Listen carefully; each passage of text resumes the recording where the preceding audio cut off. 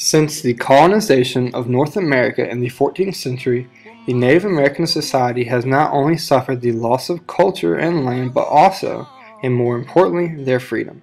Recent movies, such as the new blockbuster Avatar, as well as the New World, have shed light on Native American culture in regards to how it was destroyed by settlers. However, unlike Avatar, where the indigenous Na'vi of planet Pandora fight off the settlers and eventually win their independence, Native Americans did not.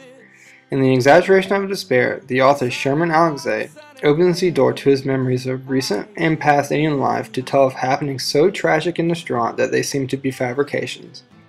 Past these doors, Alexie guides the reader through exaggerated circumstances that, when examined, are not so much exaggerations but true historical facts. In the poem, the speaker repeatedly uses the one-line stanza, "I open the door," as a tool for storytelling. "I open the door" is a very broad term, as one can open a door to just about anything. The speaker utilizes this as a way to guide the reader through a plethora of memories regarding different Native Americans. Some of the memories are of the speaker's family members, while others are not. More importantly, this stanza is one of the only lines not found in no parentheses. From an analytical point of view, once the narrator opens the doors, all the ills and despairs of Indians are permitted to escape, and thus must be contained by parentheses. As readers continue to interpret this poem, they are given short stanzas of somber stories to observe exaggerations of the Native Americans entangled in them. The speaker illustrates strands of dying culture and family ills 5 times to portray an exaggerated scene of modern Indian life. These scenes of despair can be found throughout the poem, such as the speaker's father whose mother dies shortly after his birth. This stanza also represents the diseases the settlers brought to America, such as tuberculosis, which caused the death of many natives. Another piece of evidence is found in the stanza of the homeless Indian woman who fails to answer the speaker's questions about her tribe but bends over in front of him. Evidence of strand about death is found in the Indian girl whose brother commits suicide 2 weeks after her other brother did the same thing. Another scene of family loss is located in the Indian child crying at the dinner table of someone else's family, because his family never shared moments like that. The stanzas concerning death, loss of culture, or family ills holds great importance in the poem as they create an atmosphere of not exaggerated sadness but common sadness. Is death not one of the most depressing but routine things in life? Despite all of this, the poem holds a sense of binary opposition that contributes largely to even more tragedies and life-like reality of Native Americans. Evidence of binary opposition, such as seemingly positive situations but actually negative circumstances, is established clearly throughout the poem. From an unattached perspective, a boy associating with priests in school would appear to be in a safe, secure, and innocent environment. However, in this narrative, the priest's true intentions are sexual satisfaction through rape. This stanza not only is paradoxical, but also hides historical truth that reflects on the long, often failed attempt of settlers trying to Americanize the Indians through education.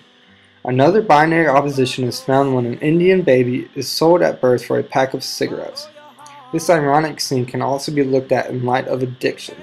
Large amounts of people in the United States do suffer from some sort of addiction, which is no exaggeration.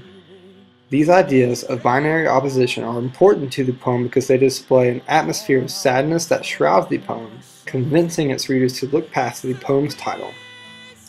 Once long ago, the white man had never laid eyes upon America and its indigenous Native Americans.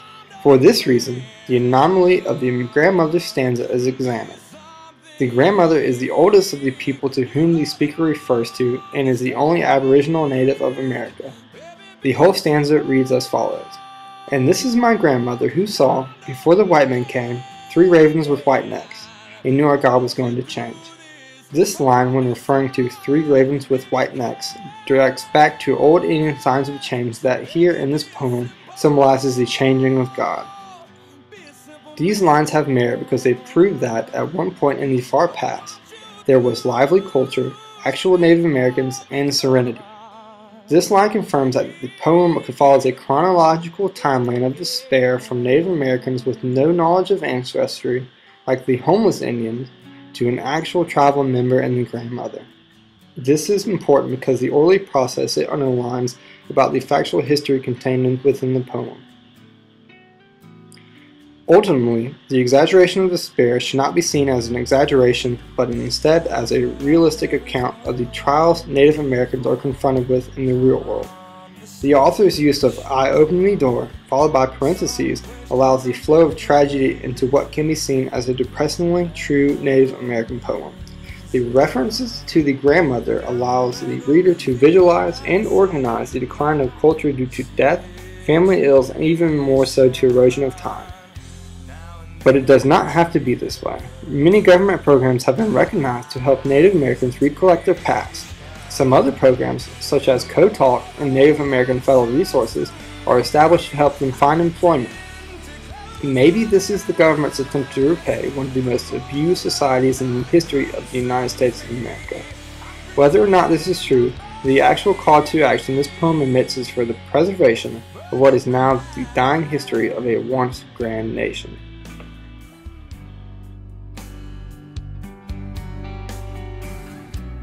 I wonder if the things I did were just